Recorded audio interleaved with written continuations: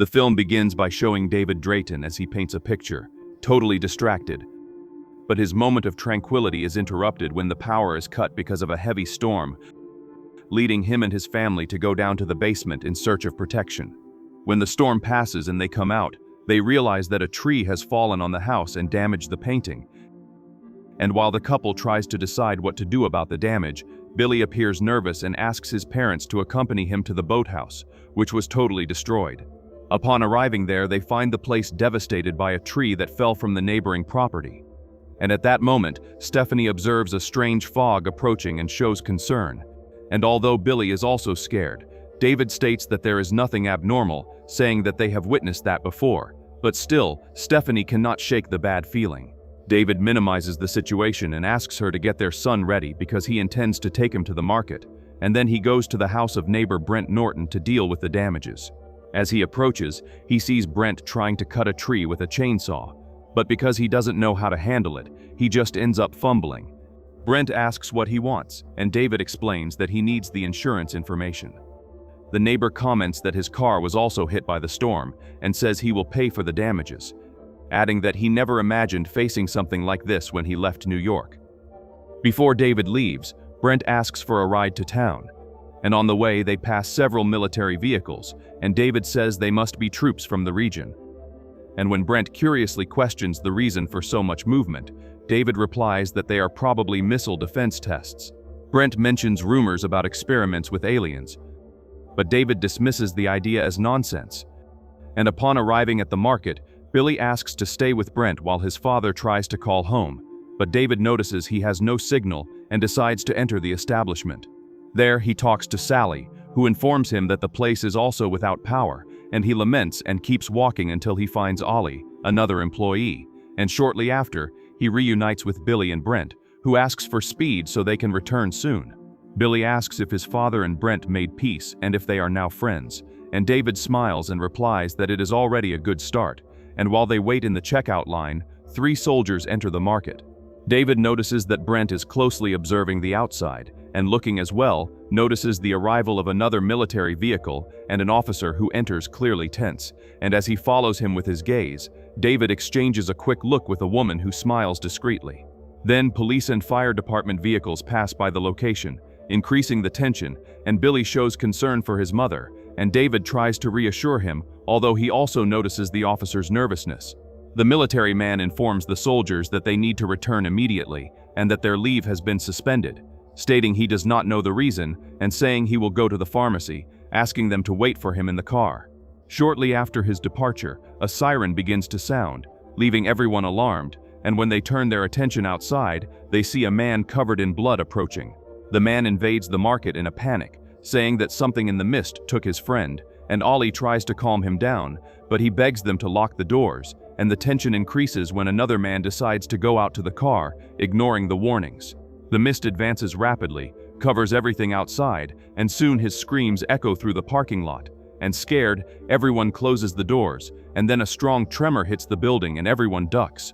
When it passes, the manager asks that no one leave, but a woman insists on going home because her children are alone, and even after being warned about the danger, she decides to risk it and asks for help, but no one answers. Revolted, she calls everyone cowards and disappears into the mist. And David tries to calm Billy, who is in shock, calling for his mother. And later, in the hallway, comments that it had been a long time since he saw his son so scared. A lady introduces Amanda Dunphy, who came from another city to teach children, and Ollie asks if everything is okay, and David questions if there are blankets, and Ollie says there are coats in the warehouse.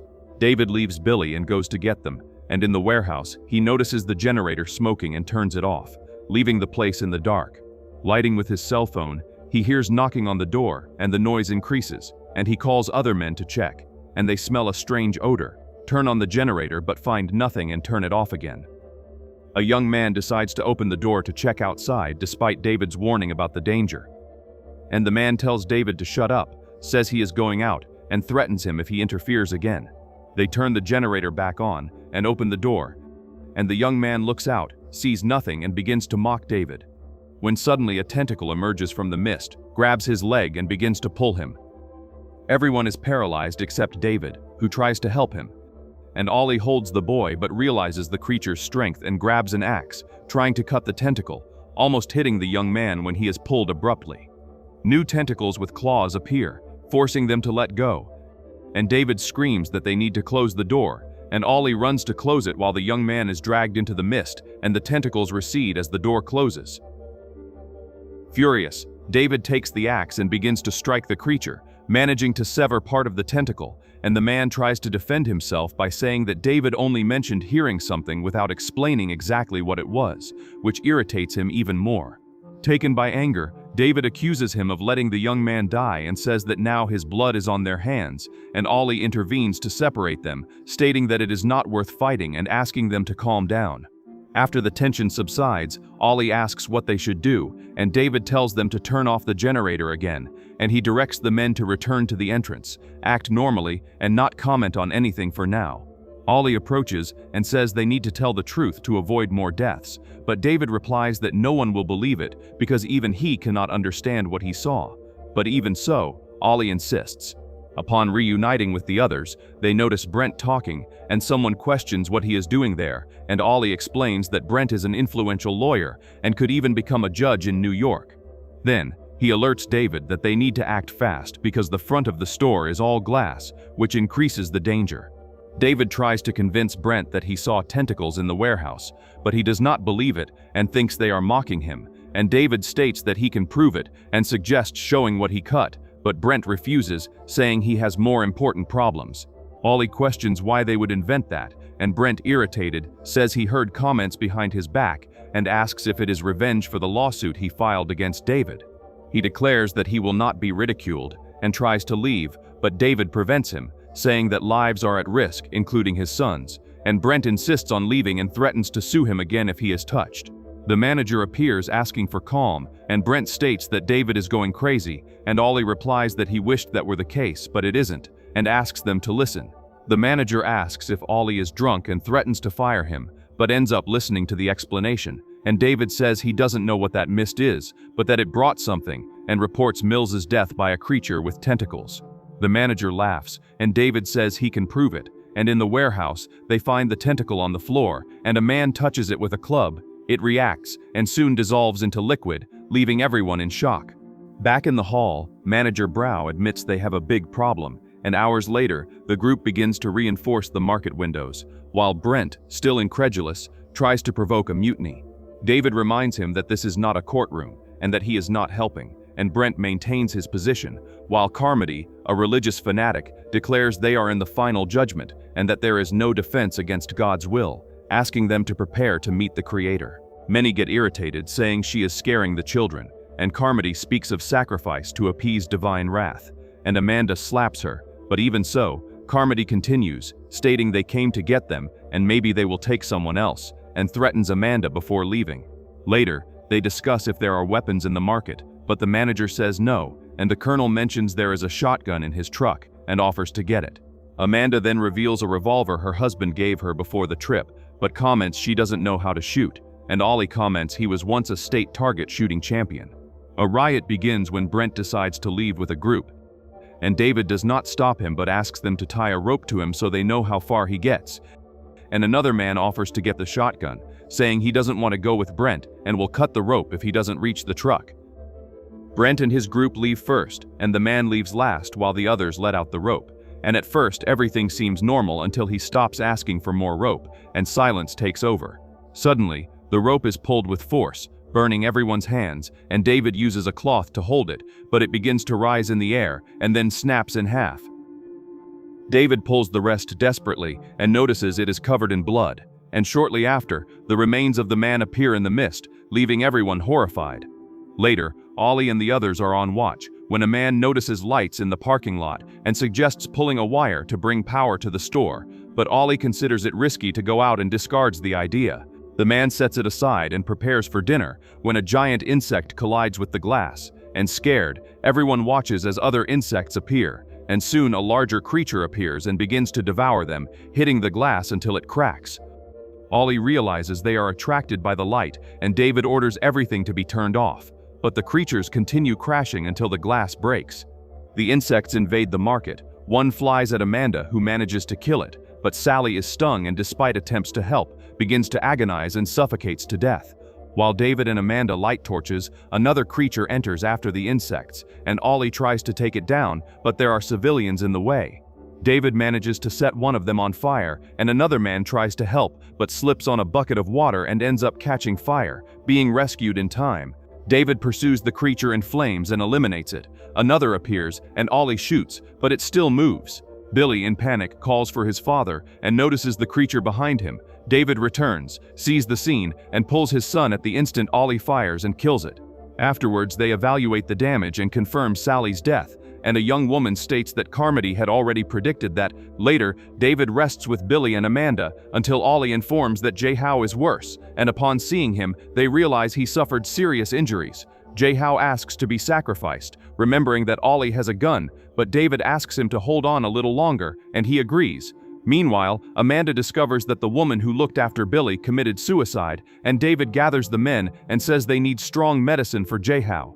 Ollie comments that there is a pharmacy nearby with medicine for burns, and Brow refuses to go out, but David insists they need to risk it because another creature might break the windows, and the use of fire only made the situation worse. Amanda informs about the suicide, and the body is placed in the cooler, and David tells her his plan to leave there with his car, which holds 8 people, and head south until they escape the mist, but many hesitate, fearing the same fate as Brent's group. Even so, he states they need to try before the next attack is fatal, and David says he no longer wants to stay in the same environment as Carmody because he believes she will soon convince the others to sacrifice themselves. 4 people are already on her side, and tomorrow there could be more. Amanda disagrees, but David decides to go to the pharmacy first, and the group supports him, and before leaving, he says goodbye to Billy and asks Amanda to take care of his son. When they are about to leave, Carmody asks where they are going. David replies they will get medicine, but she tries to cause a riot, saying they will bring death to everyone, and some agree. Irene throws a can at her and tells her to shut up, and David invites more people to join. The soldier offers to help, and Irene convinces her former student Tim to go too. The group leaves in a line through the dense fog and manages to reach the pharmacy, and while searching for supplies, David and Ollie find the medicine, but soon hear insects and hurry the others. Upon lighting the place, they discover bodies trapped in webs, and horrified, David orders them to leave quickly. But a military man still alive, trapped in the webs, grabs one of them. He apologizes and says he no longer controls his own body, begs for help, and the group tries to release him, but his belly begins to churn and spider hatchlings come out of him. A man screams as a mutant spider emerges. Ollie shoots and kills it, but others appear, and David realizes the web is corrosive and burns everything it touches. One of the men is hit in the leg and screams in pain, while the others try to help him, but more spiders advance, forcing the group to retreat.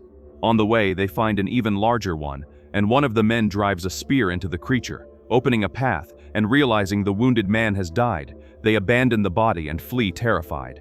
The rest of the people wait for them at the market, already almost without hope, and when they return in panic, Brow opens the door quickly, and Tim reveals that everyone else died, which further strengthens Carmody's fanatical ideas. Later, she begins to preach to the shaken people and wins more followers, and David wakes up and discovers he slept for an entire day.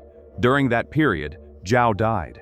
Carmody begins to state that she has direct contact with God and takes more and more control of the people, and Irene says she heard David intends to leave and asks to go along. He refuses because he doesn't want to put anyone else at risk, but realizes the situation is becoming unsustainable.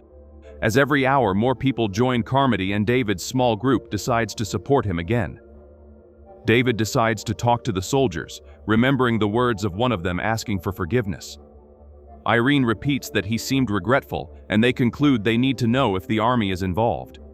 Upon questioning the only remaining soldier, David asks what they created, and the young man says he doesn't know, and David notices the other 2 have disappeared. He asks the soldier to help look for them, and they head to the warehouse, being watched by Tim, and there they find the 2 military men hanged. The soldier goes into despair, saying they did that without him, reinforcing the suspicion of army involvement. And Tim hears the conversation, grabs the soldier and takes him to the main hall, accusing him before everyone. Carmody forces him to reveal the truth, threatening him with death, and the young man denies guilt, stating he only worked at the base. But under pressure, ends up saying that the scientist believed in the existence of other dimensions and created a window to another world, which may have turned into an open door connecting the two realities. He begs, saying he was not to blame, but Carmody continues feeding the fanaticism, and the crowd turns against him. David tries to help him, but is prevented and assaulted. The soldier is stabbed and dragged outside as a sacrifice to the creatures, and he begs to return, but a giant praying mantis emerges in the mist and captures him quickly. Carmody states that the beasts spared them that night, and that the next day it will be necessary to offer a new sacrifice. Later, David is woken up by Billy and promises his son that he will never leave him alone again. The boy insists that he swear it. Amanda approaches and warns that the group is ready to flee, while Ollie informs that he has already prepared bags with food, and before leaving, David directs that whoever reaches the car first should leave the doors open. While the others sleep, they sneak through the store to the exit, but discover that Carmody was already waiting for them, and David asks her to move out of the way, but she refuses, saying that is against God's will. Other fanatics appear armed, stating that she has already proven to be the divine messenger, and David insists he just wants to leave, but Carmody incites the crowd against them and orders them to capture Billy and Amanda for sacrifice. When all seems lost, a shot echoes. Ollie reveals he still had bullets and shoots Carmody, killing her with a shot to the head. Scared, the fanatics retreat and the group takes the opportunity to flee. And in the parking lot, they run toward David's car. Ollie arrives first but is attacked and killed by a giant creature. Others are also hit, and the colonel and the manager are left behind. Being killed and inside the car, Irene begs David to keep going or they will all die. He sees Ollie's gun on the hood, goes out to get it, and returns quickly when a mutant spider appears and crashes against the glass without managing to break it, giving up shortly after. David starts the vehicle and leaves while those who remained in the market watch the escape, and before leaving town, he stops at his house and finds his wife killed by the creatures. Shaken, he laments the loss but moves forward to protect his son, and along the road, they see destruction everywhere, and even a colossal creature that does not attack them and goes on its way. Hours later, the gas runs out and despair takes over, and David takes the revolver and suggests they kill themselves to avoid suffering, and everyone agrees.